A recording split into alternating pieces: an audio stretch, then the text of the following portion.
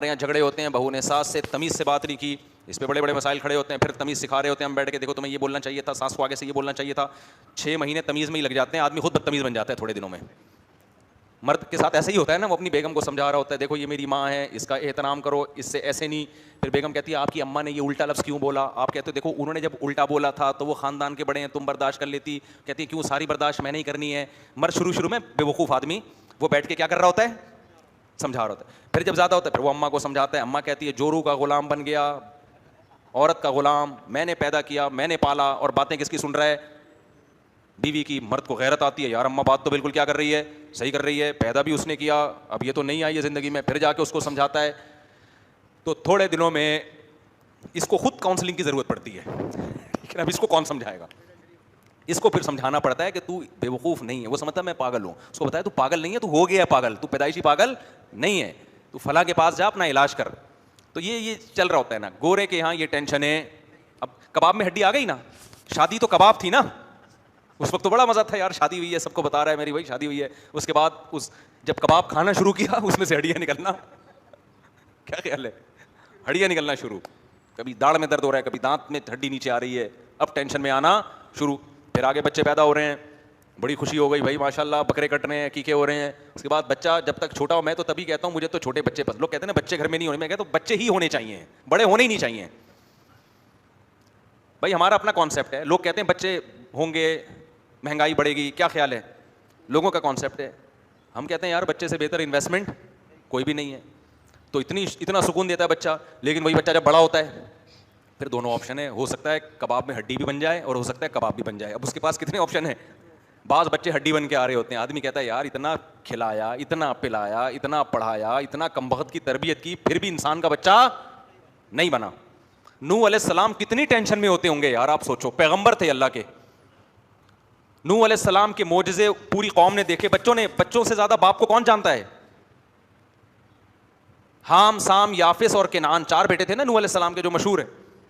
3 مسلمان تھے, ایک کیا تھا, کافر. کتنی تربیت کی اس کی, وہی انسان نہیں بن کے دے رہا. کیا دل پہ آرے چلتے ہوں گے, اور ایسا بگڑا ہے.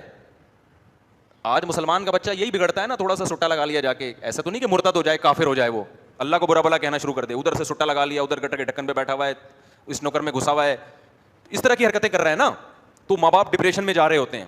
نوح علیہ السلام کا بچہ کافر, اپنی آنکھوں سے عذاب دیکھ رہا ہے, جو میرے باپ نے وعدے کیے تھے عذاب کے, بارش برس رہی ہے, عذاب آ رہا ہے. نوح علیہ السلام کہہ رہے ہیں اب تو کشتی میں آ جا, دیکھ رہا ہے اتنا ڈھیٹ کہہ رہا ہے ساوی الی جبل یعصمنی من الماء, میں پہاڑ پہ چڑھوں گا بچ جاؤں گا. نوح علیہ السلام کہہ رہے ہیں تو اپنی آنکھوں سے دیکھ رہا ہے کہ ہم نے کشتی بنائی اور پانی بھی آ گیا, ساری چیزیں نظر آ رہی ہیں, اس کے بعد بھی تجھے سمجھ میں نہیں آ رہا. اس نے کہا کچھ بھی نہیں سمجھ میں آ رہا میرے, پہاڑ بچائے گا مجھے. نوح علیہ السلام نے کہا نہیں بچائے گا تجھے پہاڑ, آج وہی بچے گا جس کو خدا بچائے گا. اور قرآن کہہ رہا ہے یہ کانورزیشن چل رہی ہے, اور ایک بڑی لہر آئی اور نوح علیہ السلام کا بیٹا اس میں غرق ہو گیا.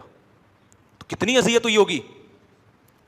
تو مسلمان ماں باپ کے لیے یہ بھی ہے, بچے آپ تربیت کر تو سکتے ہیں, ہوگی کہ نہیں ہوگی اس میں آپ کی کوئی گارنٹی نہیں ہے. تبھی میں لوگوں سے کہتا ہوں بچہ آپ کی محنت کے باوجود بگڑ گیا تو زیادہ ٹینشن نہ لو, یہ بھی کیا ہے, یہ معاملات بھی اللہ اور بچے, کیونکہ اس کے اندر بھی تو کچھ صلاحیت ہو نا, وہ چاہ ہی نہیں رہا ہے سدھرنا.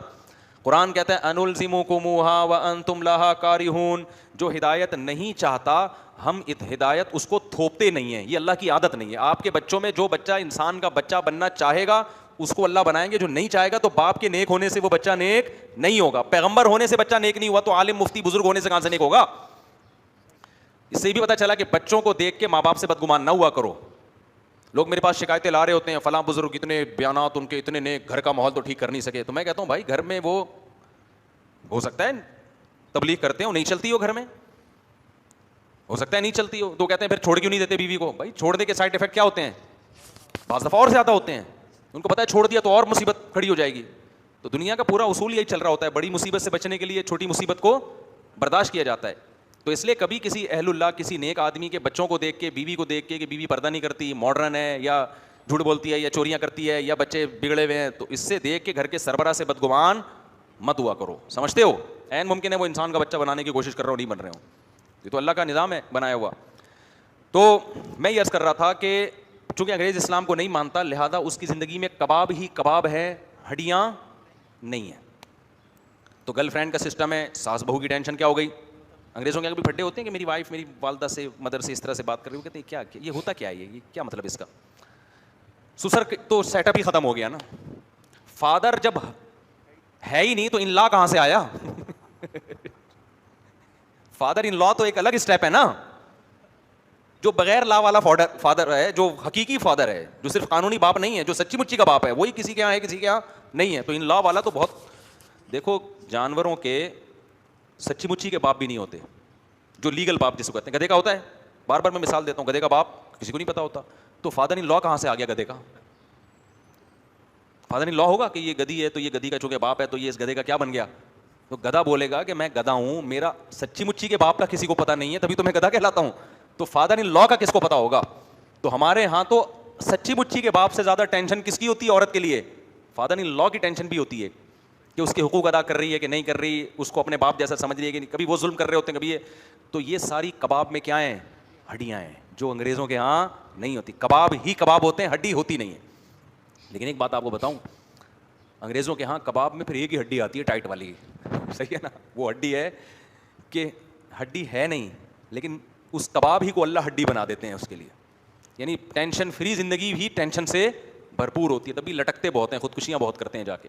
اور یہ بڑی ٹینشن ہے کہ ٹینشن کی کوئی وجہ نہ ہو پھر بھی انسان کس میں جائے, ڈپریشن میں. آپ کہہ سکتے ہو بھائی یہ کیسے ہو سکتا ہے یار ہم لوگوں سے صبح شام ملتے ہیں, ملاقاتوں کے ٹائم دیتے ہیں, تو میرا خیال ہے تھوڑی بہت ہمیں بھی نالج ہو گئی ہوگی. کتنے لوگ آتے ہیں ٹینشن کی کوئی وجہ نہیں ہے, پھر بھی کس میں ہے, ٹینشن میں.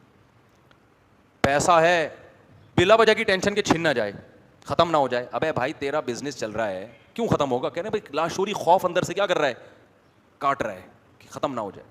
صحت ہے, لاشعوری خوف ہے کہ یہ صحت ختم نہ ہو جائے, ایک بلا وجہ کی نا, بلا خام خا کی, اور بلا وجہ کی ٹینشن ہے. تو انگریز کے پاس جو ٹینشن ہوتی ہے وہ وجہ سے نہیں ہوتی, وہ کیا ہوتی ہے, وداؤٹ وجہ آ جائے تو پھر تو بالکل ہی پاگل ہو جاتا ہے وہ. کوئی وجہ آ گئی نا ٹینشن کی, سب کی بات نہیں کر رہا لیکن بہت بڑا مسئلہ ہے ان ملکوں میں. تو جو دین سے جتنا دور ہوگا, اس میں کباب میں ہڈی نہیں بھی ہو تو کباب ہی کیا بن جائے گا اس کے لیے, ہڈی.